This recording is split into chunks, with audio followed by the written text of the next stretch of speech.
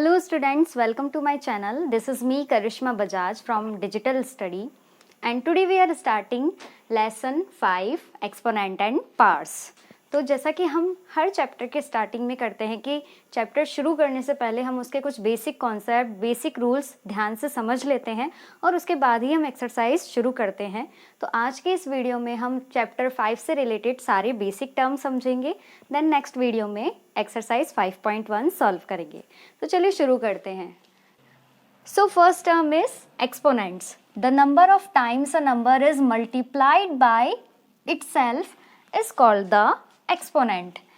It means किसी number को अपने आप से कितनी बार मल्टीप्लाई किया जाता है उसे हम किस तरीके से शो करते हैं उसे ही एक्सपोनेंट्स कहते हैं। फॉर एग्जाम्पल 3 है, 3 को मैं 3 multiply 3 multiply 3 multiply 3 multiply 3, it means मैंने इसी नंबर को केवल 5 टाइम्स मल्टीप्लाई किया है, 1 2 3 4 एंड 5। तो इसे मैं इस तरीके से लिख सकती हूँ 3 की पावर 5, यानी कि 3 5 टाइम्स अपने आप से मल्टीप्लाई हो रहा है। The number of times a number is multiplied by itself is called the exponent. यहाँ पर जो 3 है वो बेस है, जबकि जो 5 है वो एक्सपोनेंट है, वेयर 3 इज बेस नंबर या बेस, और जो 5 है वो रिप्रेजेंट कर रहा है एक्सपोनेंट को।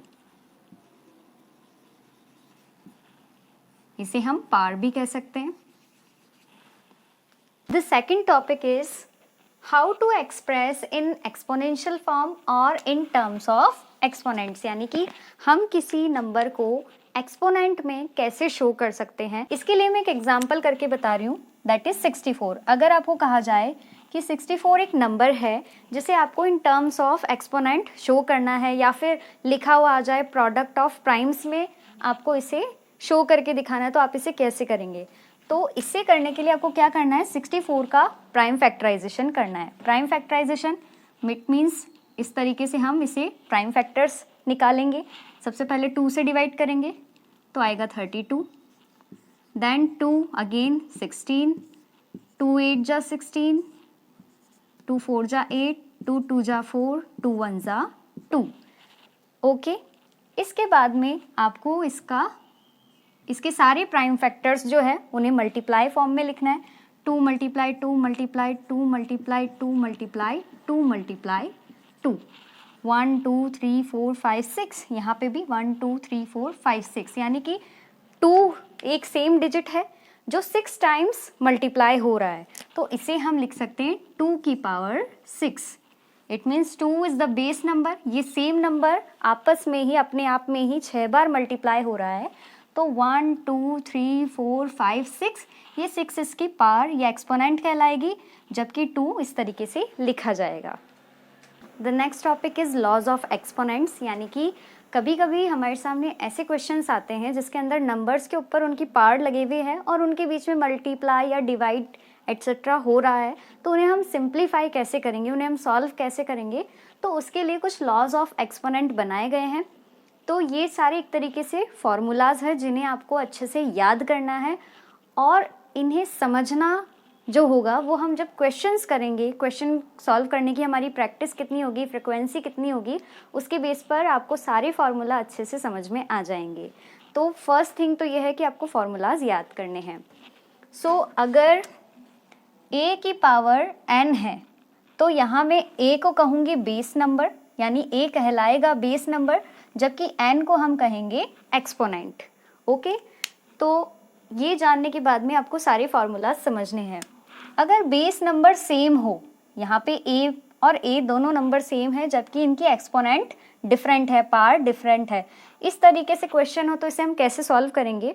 तो अब देख सकते हैं a की power m multiply a power n is equals to a power m plus n, यानी कि जो बेस नंबर है वो सेम रह जाएगा, जबकि जो पावर्स है जो डिफरेंट है, एक तो m है और एक n है, उनके बीच में एडिशन हो जाएगा।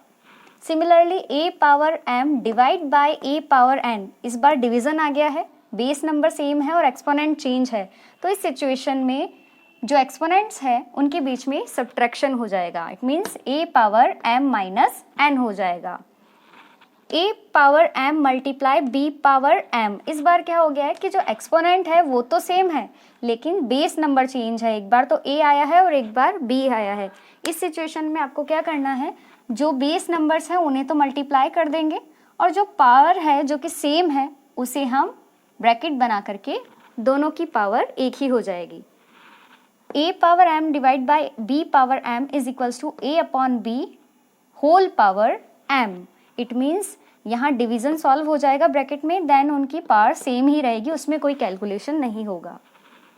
Next is a power m then bracket और होल पावर n है, तो यहाँ पे a power m multiply n हो जाएगा, यानी दोनों पावर्स के बीच में, दोनों एक्सपोनेंट के बीच में मल्टीप्लाई हो जाएगा। अगला है a की पावर अगर 0 हो, अगर किसी नंबर की एक्सपोनेंट की वैल्यू 0 हो तो उसका आंसर होगा 1, उसकी जगह आपको 1 लिखना है। अगर माइनस में कोई नंबर है और उसकी जो एक्सपोनेंट है वो एक ऑड नंबर है या इवन नंबर है, तब उसका आंसर क्या हो सकता है। तो अगर ऑड नंबर है उसकी पावर तो वो आंसर नेगेटिव ही आएगा, जबकि अगर पावर्स इवन नंबर्स में है जैसे 2, 4, 6, 8 ऐसे पावर है तो आप जानते हैं इंटीजर्स के अकॉर्डिंग माइनस माइनस मल्टीप्लाई होकर के प्लस हो जाता है, इसी कारण उसका जो आंसर है वो पॉजिटिव आएगा।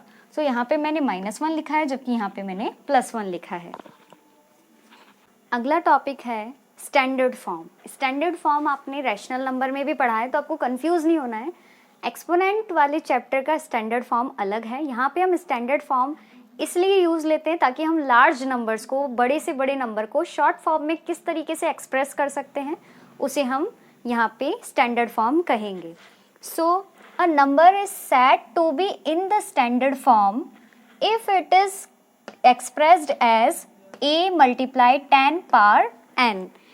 किसी नंबर को हम स्टैंडर्ड फॉर्म कब कहेंगे, जब उसे हम इस फॉर्म में एक्सप्रेस करें, यानी कि a मल्टीप्लाई 10 पावर n, यानी 10 की पावर्स में एक्सप्रेस करना और जो सिंगल नंबर है उसे हमें यहाँ रखना है। फॉर एग्जाम्पल मैं लेती हूँ 11 lakhs।